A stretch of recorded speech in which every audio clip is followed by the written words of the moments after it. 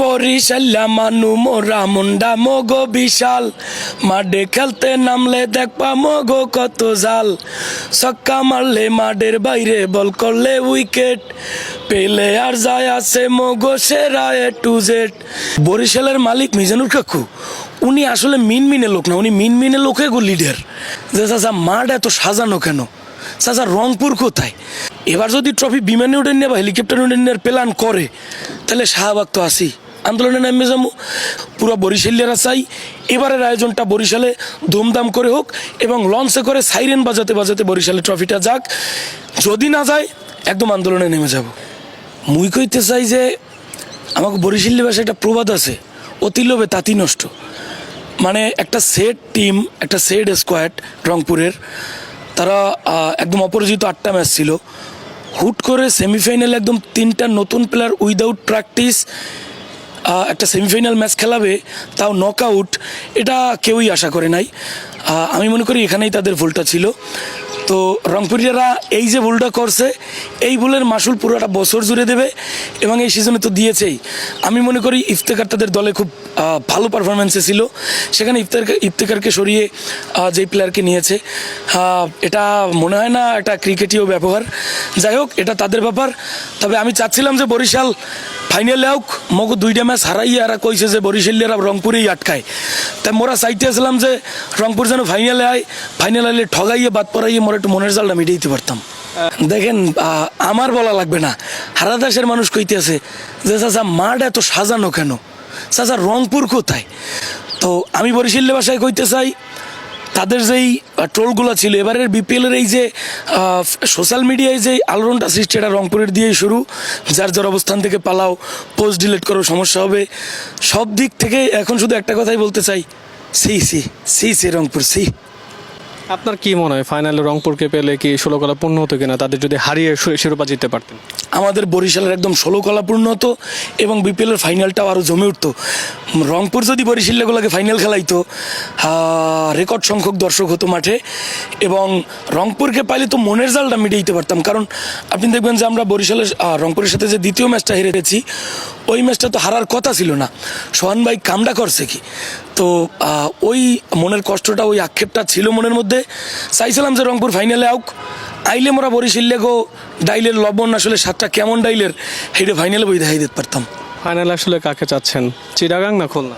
অবশ্যই খুলনা, কারণ মেহেদী হাসান মিরাজ গতবার আমাদের বরিশালে খেলেছে এবং দারুণ উদীয়মান ক্রিকেটার, ভবিষ্যতে বাংলাদেশকে লিড করবে এবং বাংলাদেশের ন্যাশনাল টিমের একজন রেগুলার প্লেয়ার।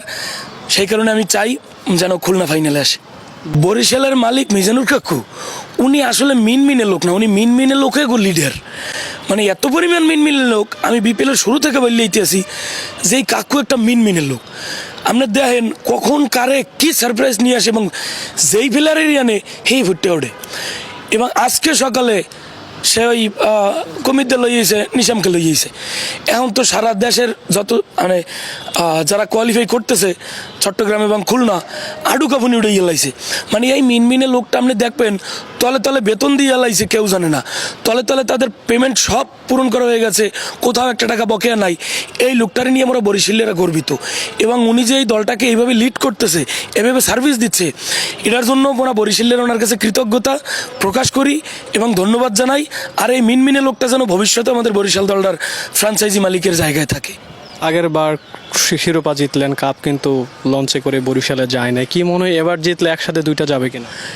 এই ভিড় তো সিকিউরিটি পারপাসে যায় না, কারণ বরিশালের যারা আইকন প্লেয়ার তাদেরকে নিয়ে একটা প্রোগ্রাম করতে হইলে সেটা অনেক বিগ থিং। তো এই ভিড় মোরা চাই এবার যদি ট্রফি বিমানে উঠে নিয়ে বা হেলিকপ্টার উঠে নেওয়ার প্ল্যান করে তাহলে শাহবাগ তো আসি, আন্দোলনে নামে যাবো।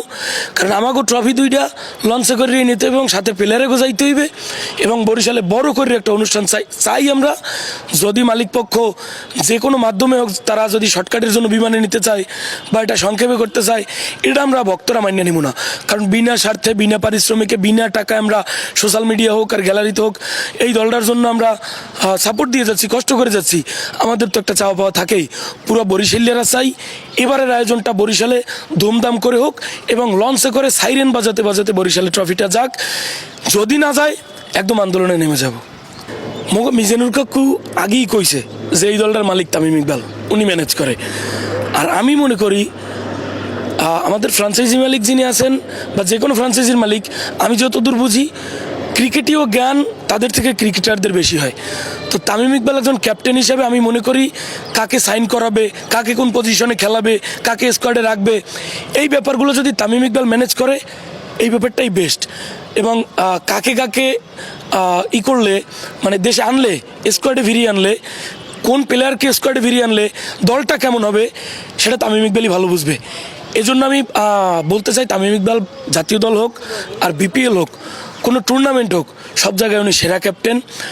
মাশরাফি বিন মুর্তজার পাশাপাশি তামিম ইকবাল একজন অভিজ্ঞ ক্যাপ্টেন। সেই ক্যাপ্টেনের জায়গা থেকে গতবার শিরোপা জিতিয়েছে বরিশালেদের, এবং এবারেও তিনি তার ক্যাপ্টেন্সির দুর্দান্ত পারফরমেন্সের মাধ্যমে, তার ব্যাটের পারফরমেন্স যাই হোক, তার ক্যাপ্টেন্সির জায়গায় তার পারফরমেন্স তুঙ্গে। তো তার কাছে এই টিমের দায়িত্বটা ছেড়ে দেওয়ায় মিজানুর আঙ্কেল একটা বড় মনের পরিচয় দিয়েছে, এবং ওনার দায়িত্বে টোটাল টুর্নামেন্ট জুড়ে যদি এই দলটা চলে, এই দলের পারফরমেন্স এখন পর্যন্ত কেউ আটকাতে পারে নাই এবং আটকাতে পারবেও না। এবং কালকের যে অটোগ্রাফটা আমি অলরেডি জার্সি বাসায় রেখে এসেছি, ওটাকে আমি বাঁধিয়ে রাখবো, কারণ আমি ছোটোবেলা থেকে আমার একদম এই ক্রিকেটের সর্বপ্রথম ফ্যান হচ্ছে আমি তামিম ইকবালের। আমার যত জার্সি, সব জার্সি 28 নম্বরের, তো তার অটোগ্রাফ আমার জার্সিতে, এটা আমার জন্য একটা বড় পাওয়া। এটা আমি যেটা ছোটোবেলায় স্বপ্ন দেখতাম, সেই স্বপ্ন আমার কালকে বাস্তবে পরিণত হয়েছে।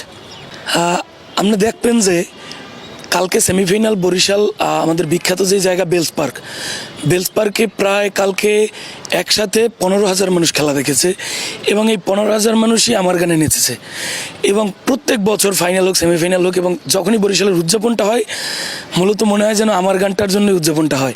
এবং আমার গান বাজিয়ে যেভাবে মানুষ উদযাপন করে জিনিসটা, এবং মানুষের কাছে গেলে যখন এই গানের মাধ্যমে, কন্টেন্টের মাধ্যমে ভালোবাসাটা পাই, এই তৃপ্তিটা আসলে ভাষায় প্রকাশ করার মতো না।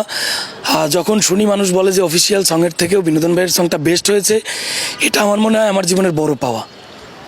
বরিশাল্লা মানু মোরা মুন্ডা মগো বিশাল, মাঠে খেলতে নামলে দেখবা মগো কত জাল, ছক্কা মারলে মাঠের বাইরে বল করলে উইকেট, পেলে আর যায় আছে মগো সেরা এ টু জেড, লাল জার্সি গায়ে মাঠে 11 জন, গ্যালারি আর রাস্তায় মোরা আছি 1000 জন।